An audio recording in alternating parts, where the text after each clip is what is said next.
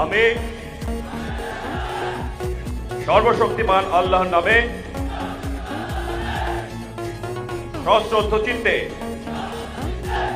শপথ করিতেছি যে আমি গণপ্রজাতন্ত্রী বাংলাদেশ ও বাংলাদেশের সংবিধান এবং রাষ্ট্রপতির প্রতি অকৃত্রিম বিশ্বস্ততা ও আনুগত্য পোষণ করিব।